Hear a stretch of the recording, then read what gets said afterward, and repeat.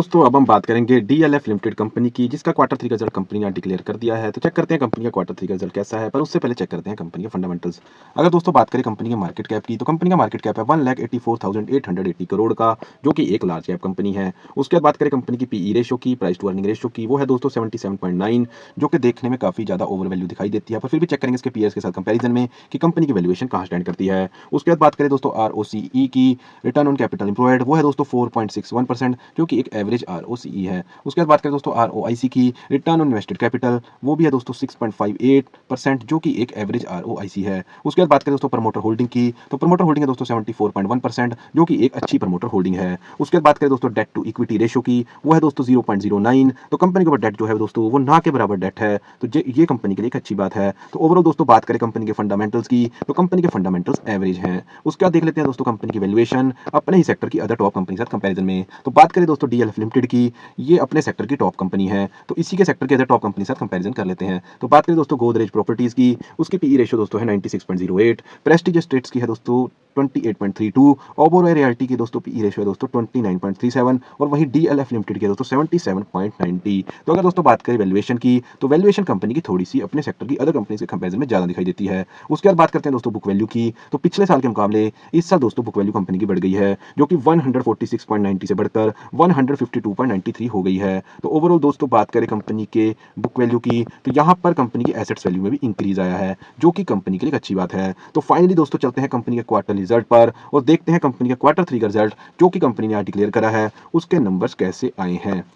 तो सबसे पहले बात करेंगे दोस्तों सेल्स की, तो पिछले क्वार्टर में कंपनी की दोस्तों जो सेल्स थी वो 1348 करोड़ की थी, जो कि इस क्वार्टर के अंदर दोस्तों बढ़कर 1521 करोड़ की यहाँ पर सेल्स हो गई है। तो क्वार्टर ऑन क्वार्टर दोस्तों कंपनी ने यहाँ पर सेल्स में ग्रोथ दिखा दी है। उसके बाद दोस्तों देख लेते हैं क्या सेल्स के साथ साथ कंपनी नेट प्रॉफिट में भी ग्रोथ दिखाई है। तो बिल्कुल दोस्तों यहाँ कंपनी ने नेट प्रॉफिट में भी ग्रोथ दिखा दी है, जो कि 622 करोड़ से बढ़कर 656 करोड़ यहाँ पर नेट प्रॉफिट हो गया है। तो बात करें दोस्तों क्वार्टर ऑन क्वार्टर रिजल्ट की, तो क्वार्टर ऑन क्वार्टर रिजल्ट दोस्तों कंपनी का काफी अच्छा है। उसके बाद दोस्तों देख लेते हैं कंपनी का year on year quarter result कि क्या कंपनी पिछले एक साल के मुकाबले हमें यहाँ पर ग्रोथ करती दिखाई देती है, या स्टेबल खड़ी दिखाई देती है, या फिर पीछे की तरफ जाती दिखाई देती है। तो अगर दोस्तों बात करें सेल्स की, तो पिछले साल इसी क्वार्टर के अंदर कंपनी ने दोस्तों सेल करी थी वो 1495 करोड़ की करी थी, जो कि इस क्वार्टर के अंदर दोस्तों बढ़कर 1521 करोड़ की यहाँ पर सेल्स हो गई है। तो अगर बात करें दोस्तों सेल्स की, तो कंपनी ने क्वार्टर ऑन क्वार्टर भी यहाँ पर ग्रोथ दिखाई है और ईयर ऑन ईयर क्वार्टरली भी सेल्स में ग्रोथ आई है। उसके बाद दोस्तों देख लेते हैं नेट प्रॉफिट, तो दोस्तों यहाँ पर नेट प्रॉफिट में भी कंपनी ने year on year quarterly growth दिखा दी है, जो कि 518 करोड़ से बढ़कर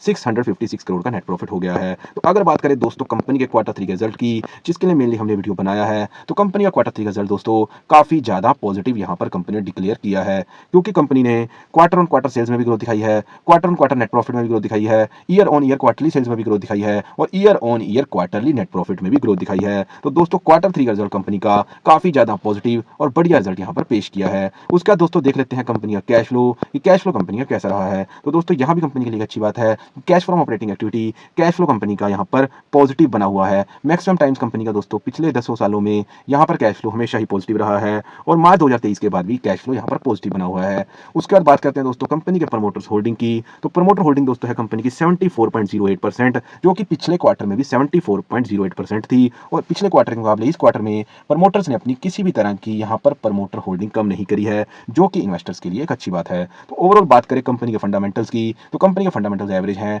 अगर बात करें दोस्तों वैल्यूएशन की, तो वैल्यूएशन अपने सेक्टर की अदर टॉप कंपनी से कंपैरिजन में थोड़ी सी ज्यादा है। उसके बाद बात करें दोस्तों कंपनी के बुक वैल्यू की, तो बुक वैल्यू दोस्तों पिछले साल के मुकाबले इस साल बढ़ गई है। उसके बाद दोस्तों अगर बात करें क्वार्टर 3 के रिजल्ट की, तो क्वार्टर 3 का रिजल्ट दोस्तों काफी ज्यादा शानदार और पॉजिटिव आया है।